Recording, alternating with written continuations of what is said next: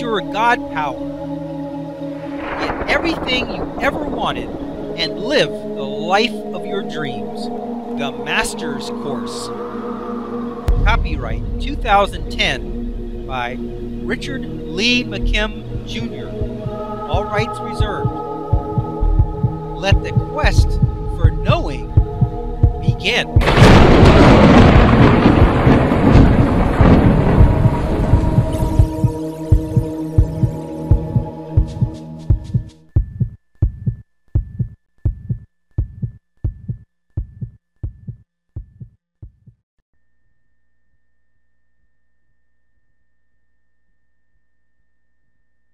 Okay, let's look at this illustration.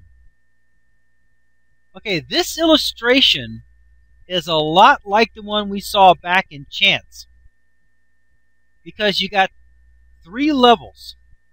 You got the real level, where things are really going on, where all power and energy resides, where it's really happening. Then you've got the middle level, which is the thought level. That's the beliefs and meanings. That's the definition of this experience. That's where the real power at the top, the energy, that's where it's defined as how it's going to be expressed. And then at the bottom level, which is represented here in green, that's the representation level. That's the level of illusion. That's where you have a result that's expressed. Okay? But that is the representation. It's not real. Okay, now, let's take a look at this. Let's dissect this illustration. So here at the top level, where it says real, it says it's the energy level. Here it says, where all things actually happen, your vibration elicits and creates the appropriate response from the situation at the highest level, the non-physical energy level. Okay, this is where it's all going on. This is where reality really is. This is reality at this level. Okay, then it says here, next to the energy level, we've got the blue ovals, which is the hypnotist's real energy form, and the subject's real energy form. Here it says a certain resonant result is first elicited and created at the energy level, and then expressed in the physical form. So here, the hypnotist's real energy form and the subject's real energy form, that's where the communication is going on. That's where the hypnotist in energy form says, I'm tasting salt. And that's where the subject in energy form receives the information of the salt taste. Now, the reason why it's happening there is because they have beliefs and meanings that that's what's going to happen. At the beliefs and meanings level, it says taste equals taste. What the hypnotist tastes, the subject will taste.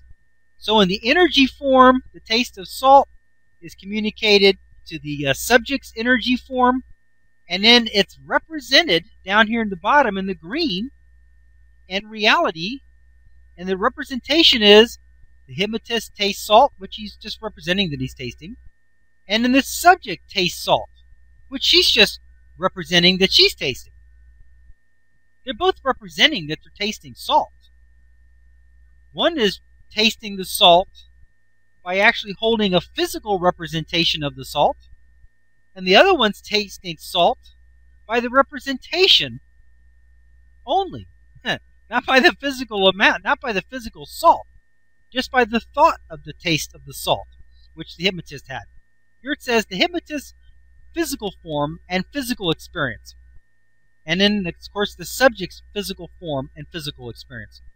Okay, let's take a look at the beliefs and meanings level.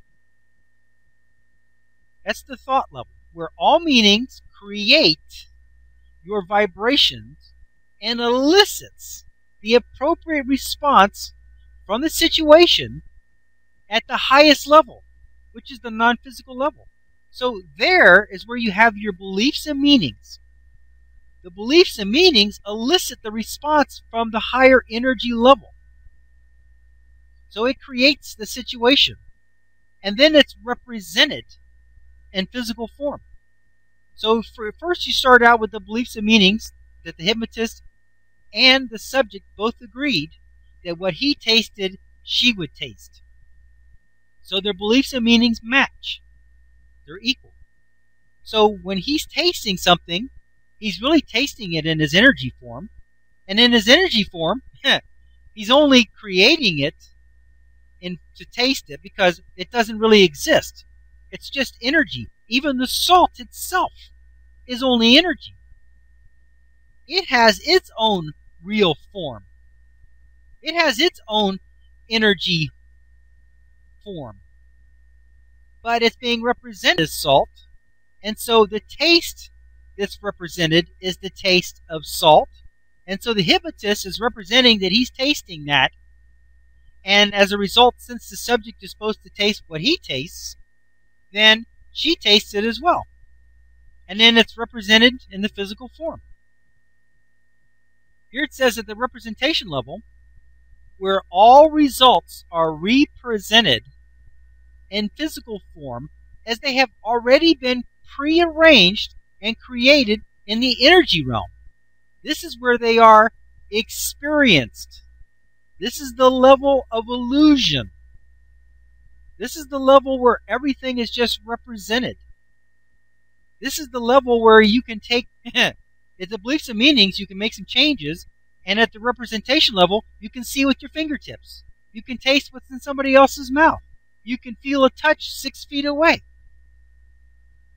Because at the representation level, it's all illusion. Now, it's nice when where you see matches where your eyes are, and where your taste matches where your mouth is, and where your touch matches where you're touching. That's nice. That's just regular reality. That's just normal meanings. Normal meanings are you see with your eyes.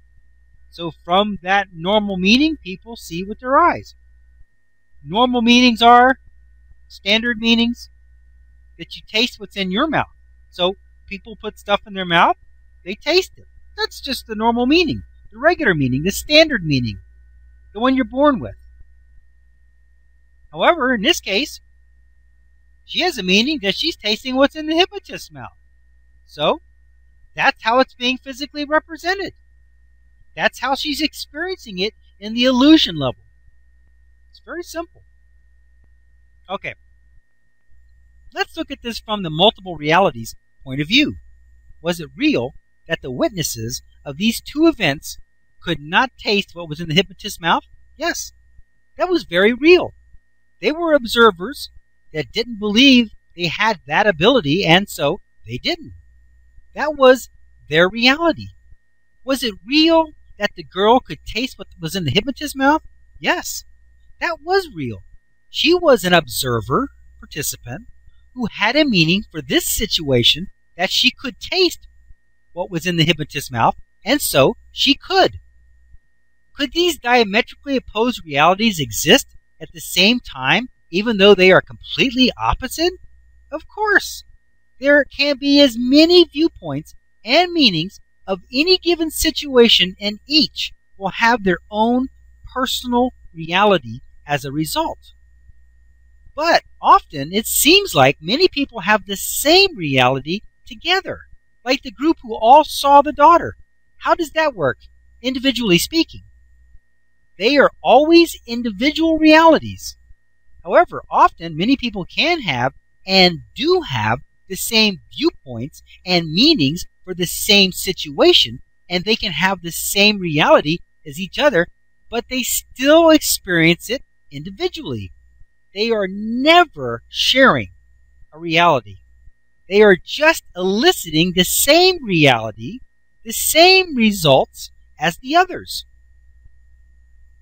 This is a very important point because while the realities may seem exactly the same, they are still individually created and experienced, which can easily be noticed in the finer details. Each will elicit and notice slightly different aspects of the same event according to their own meanings. One might think that a person was enjoying a certain event, while another may perceive that they were not. That is why you must always be clear on the fact that they are individual perceptions and individual realities. That way you can recognize your differences and create it your way regardless of the other observers.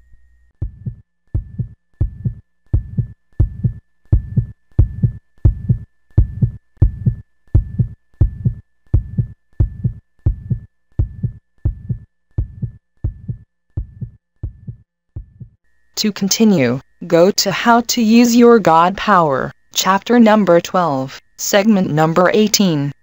Let your quest for knowing continue.